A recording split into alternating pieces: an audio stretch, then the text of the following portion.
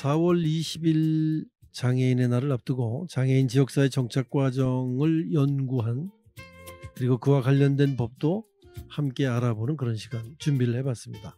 자, 인천시 사회서비스원 정책연구실 이용 연구위원님과 함께 얘기 나누도록 하겠습니다. 안녕하세요. 네, 안녕하세요. 반갑습니다.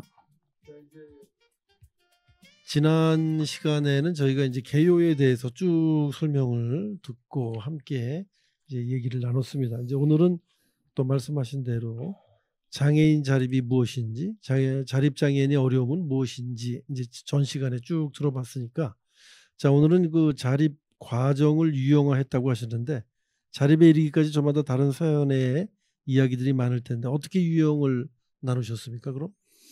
네, 이 연구의 핵심적인 그 과업이었거든요. 지역사회 정착, 즉 어떤 경로를 통해서 원가정에서 거주시설로, 그리고 거주시설을 통해서 지역사회로 주거 전환이 이루어졌는지가 이제 어떤 이 연구의 핵심이자 유형화의 핵심인데요. 그 그림, 그 표를 잠깐 보시면서 네. 설명을 들으시면 좋을 것 같습니다. 네네.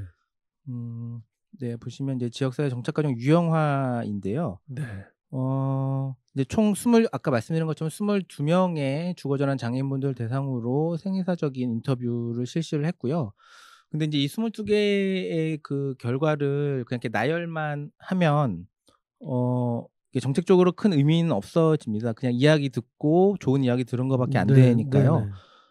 그래서 이제 크게 두 가지 기준을 가지고 유형화를 시도를 했습니다. 하나는 이제 저 오른편 위에 보시면 이제 보육원 등 경유형, 즉 네. 원가정에서 거주시설로의 주거 전환이 이루어질 때 바로 거주시설로 들어가게 됐는지, 아니면 그 사이에 보육원이나 뭐 단기 아동센터라든가 뭐 병원도 있고요. 이런 데를 네. 거쳐서 거주시설에 입소하게 됐는지를 네. 이제 예 아니오로 두 가지 기준으로 분류를 했고요. 그 또 한 축은 이제 전환주거 경유형이거든요. 뒤에서 잠시 다시 말씀드리겠지만 전환주거라는 게 거주시설에서 지역사회로 나가기 전에 뭐 체험홈이라던가 그룹홈, 이제 공동생활 가정이죠. 그리고 뭐 단기 자립생활주택 이런 것들, 소위 말해서 지역사회에 적응하기 위한 어떤 연습을 하는 단기적으로 그런 곳인데, 이제 그런 곳을 경유해서 독립주거로 갔냐 아니냐, 이제 요런 기준을 가지고 크게 이제 4가지 유형을 도출을 했습니다. 네네.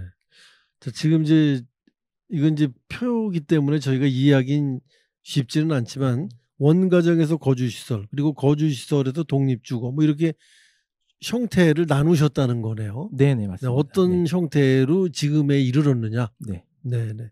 이제 그렇게 나누면서 많은 분들하고 이제 얘기를 해봤는데 그 결론은 이따 나옵니까? 그럼 이분들이 저 한 단계를 거쳐서 주거 이제 자립을 했는지 아니면 이렇게 곧바로 갔는지의 그 만족도 같은 것도 다 조사가 됐습니까? 만족도라기보다는 네네. 이제 주거 정착률 예를 들자면 그러니까 이분들은 다 지금 기본적으로 뭐 네네. 저기 인천시에서 제공하는 장애인 지원주택에 많이들 살고 계시고, 아니면 뭐 국민임대주택이나 아니면 그냥 자가로 네네. 직접 뭐 매매해서 그냥 일반적인 뭐 빌라나 주택에서 사시는 분들도 많거든요. 네네. 네네. 알겠습니다. 자, 그럼 유형화에 앞서 신체 장애인과 정신적 장애인으로 구분해서 분석을 하셨더라고요. 네. 이유가 있으시겠죠? 네, 그 아까 말씀드렸지만 이 22명으로부터 들은 이야기를 그냥 이렇게 단순히 나열만 하면 큰 네네. 의미가 없습니다. 그래서 최소한의 이제 그 기준점은 있어야 되는데요. 이게 뭐 그러니까 들으시는 분들은 대부분 아시겠지만 장애인복지법 대분류상 이제 크게 신체 장애인과 정신적 장애인으로 구분이 됩니다. 그래서 최소한의 이런 구분이 있어야 정책적인 개입이 좀 더 수월할 것이라고 판단을 해서 이렇게 두 가지 유형으로 구분을 했고요. 네네. 이제 이 장애 유형별로 이렇게 그룹을 지었음에도 불구하고 사실 그 장애 유형 15가지가 다 너무 다릅니다. 사실 이렇게 2개로 분류만 하는 것도 되게 조심스러운 부분이긴 하거든요, 연구자로서. 왜냐하면 뭐 신체 장애인 안에도 뭐 시각 장애인 분들도 계시고 뭐 지체 장애, 뇌병변 장애인 다르고. 그렇겠죠. 네네. 그래서 이것들을 사실은 장애 유형을 15가지를 다 고려하면서 연구를 진행하는 게 가장 이상적인데요. 네네. 현실적으로 그렇게 하기에는 너무 많은 시간과 이런 것이 투입이 네, 돼야 되기 네네. 때문에 그래도 알겠습니다. 최소한의 기준점으로 이렇게 2가지로 구분을 했습니다. 네네. 그거는 이해를 하겠습니다. 네네. 자, 그런 이유가 있었군요. 이 방송 들으시는 분들이 구분한 기준에 궁금해 하실 듯해서 질문을 했습니다. 그러면 이제 유형별로 이제 설명을 좀 자세히 더 해주시죠. 네.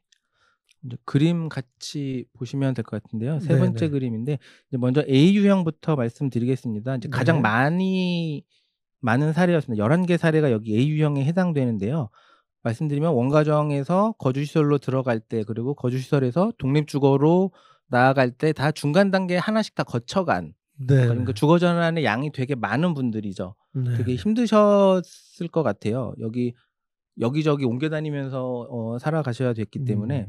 근데 인제 이 A 유형의 이제 공통적인 특징을 보면 부모님의 이혼이나 인제 뭐 사망 사고 같은 걸로 인제 사적 돌봄이 없는 상태에서 네, 보육원에 들어가신 분들이 상당히 많았습니다. 인제 음. 원가정에서 살 수가 없게 된 거죠. 이런 공통점이 있었고 또 하나의 공통점은 이분들이 장애 판정을 대부분 보육원에 있을 때 받으신 경우예요. 네, 네. 그러니까 장애가 있는 줄 몰랐으니까 보육원에 들어갔겠죠. 안 그랬으면 다른 방법을 취하셨을 텐데. 그렇겠죠. 네.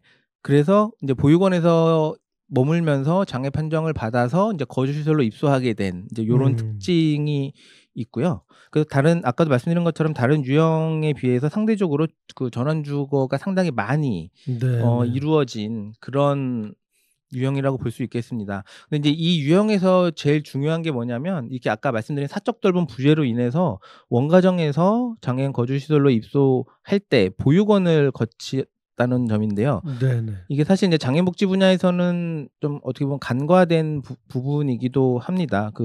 이렇게 경로를 따라가다 보니 이제 공적 지원이 개입하는 지점이 드러난 건데요.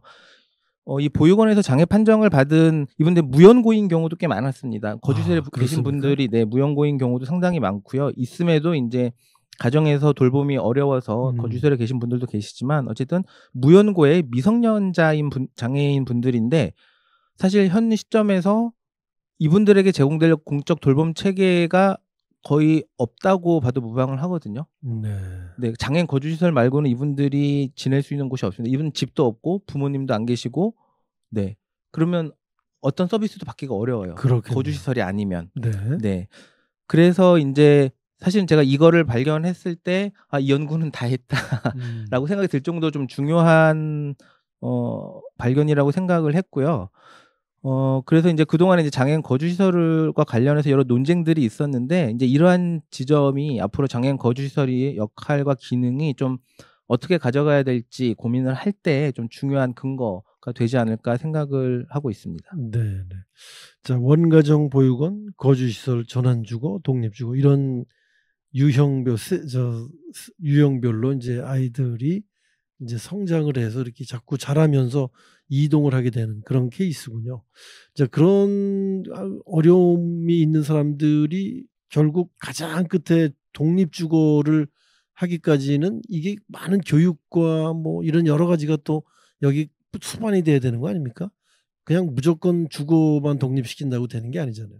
네 아니죠. 그래서 장애인 거주시설이 그러니까 적어도 지금 현 시점의 장애인 거주시설들은 단지 장애인분들을 이렇게 그냥 모시고 사는 거에서 그치는 게 아니고 자립 훈련 프로그램이나 이런 걸 상당히 많이 하고 있습니다. 네네.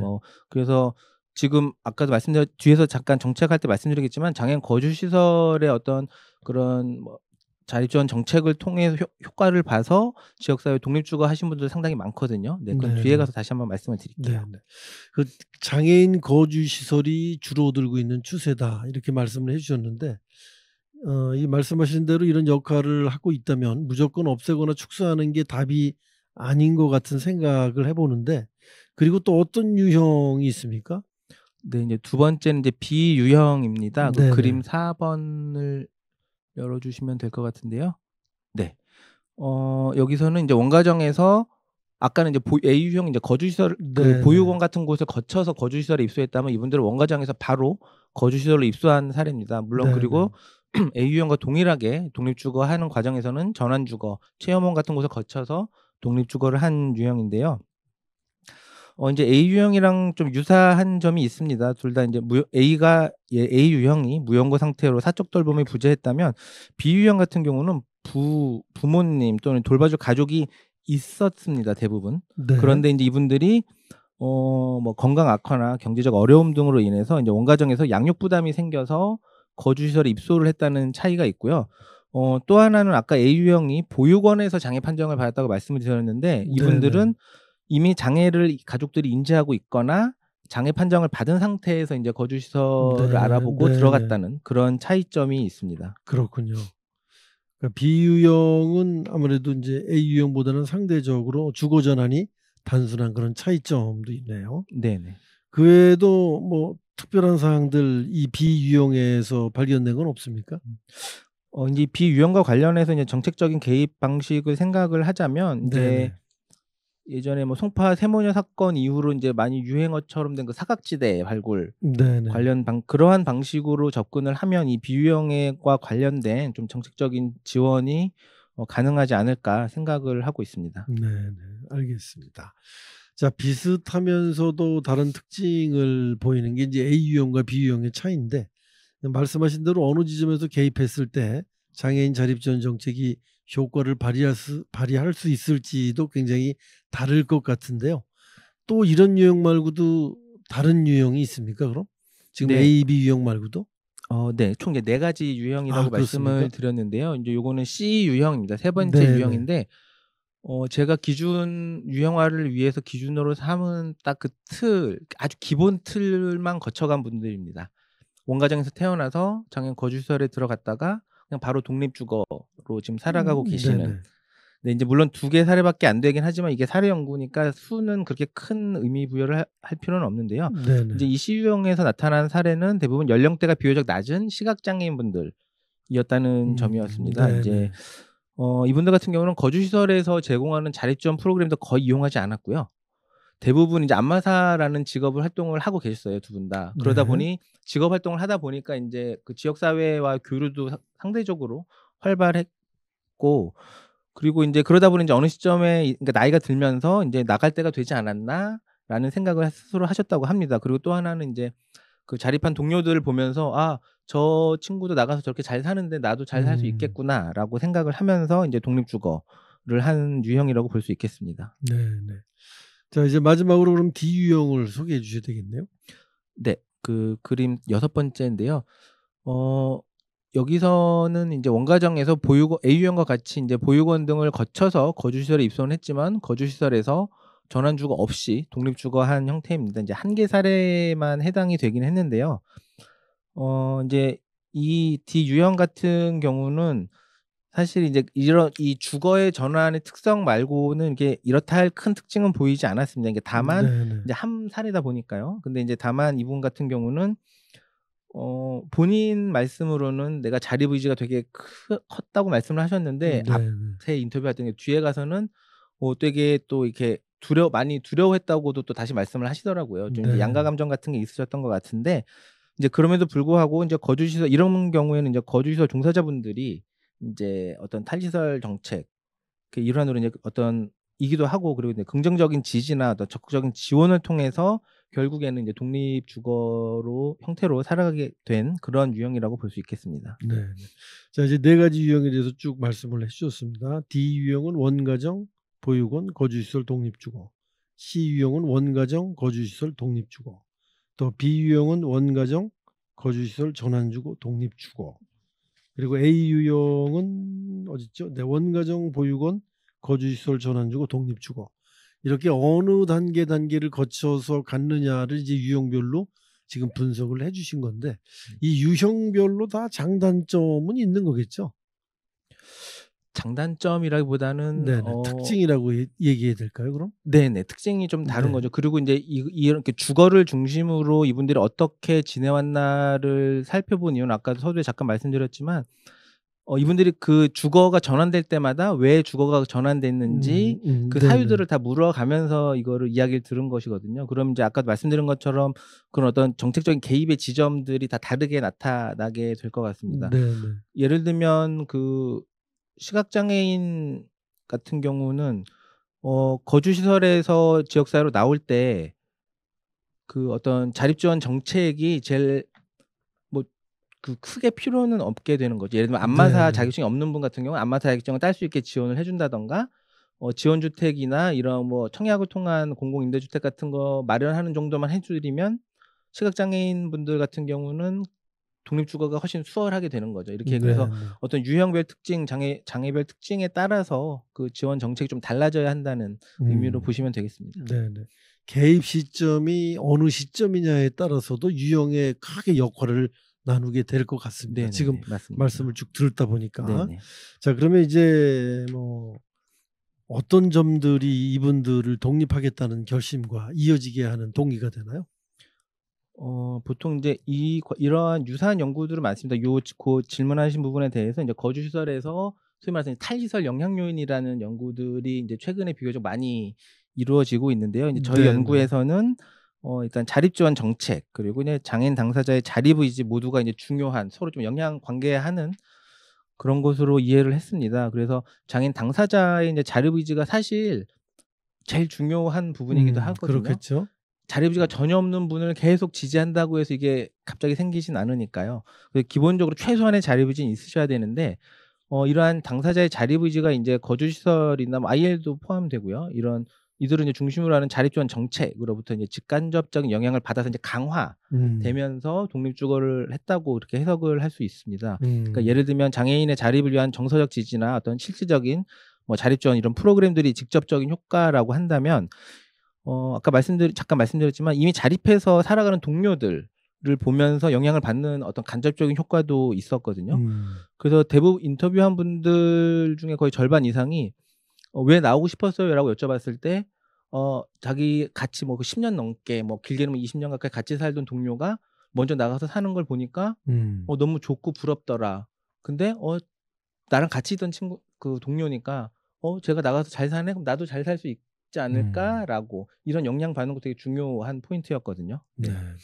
그러면 이제 이런 경우는 없습니까? 지금 이제 다 1인 위주의 그 주거 전환에 대해서 말씀을 해 주셨는데 10년 동안 같이 있었고 내가 독립할 의지가 있는데 먼저 나간 A라는 친구가 내가 너무 마음이 들고 하니 A라는 친구와 같이 살 수 있게 독립할 수는 없나요?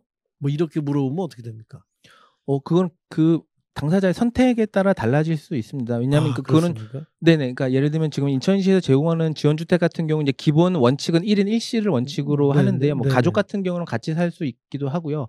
만약에 이제 지원주택에서는 그렇게 살기가 어렵지만 꼭 지원주택에만 살 필요는 없거든요, 장애인분들이. 그냥, 그리고 그분들이 지원주택 이외의 주거 형태를 구하려고 할 때 주거전환지원센터나 뭐 IL도 마찬가지고요. 지원을 해 드립니다. 동행 서비스를 드려서 집을 구하는 데 도움을 드리기 때문에 같이 살고 싶은 친구분이 있으면 뭐 센터를 통해서든 뭐 IL 센터를 통해서든 그건 충분히 가능한 방식이라고 보시면 됩니다. 네네. 그렇게 살면은 마음에 맞는 친구이기 때문에 삶의 질이 좀 더 향상되지 않을까 싶고 독립하는 데도 더 도움이 많이 될 것 같은 그런 생각이 들기도 합니다. 자, 이제 뭐 마지막으로 두 번째 시간 마무리해 주셔야 되는데 오늘 마무리를 하시면은 마지막 시간에는 역시 뭐 정책 제언을 해 주실 예정입니까? 네네. 마지막에는 이제 정책 제언과 함께 최근에 그 본회의를 통과한 장애인 지역사회 자립 및 주거전환 지원에 관한 법률에 대해서도 간략히 말씀을 드리고자 합니다. 네네. 자, 이제 마무리할 텐데요. 못하신 얘기 있으시면 마무리로 한 말씀 해 주시면서 프로그램 마치도록 하겠습니다. 없으시죠? 네네. 특별히 네. 자, 오늘 얘기는 여기까지 함께 나누도록 하겠습니다. 인천사회 서비스원 정책연구실 이웅 연구위원님과 함께 얘기를 나눴습니다. 오늘 말씀 고맙습니다. 네, 감사합니다.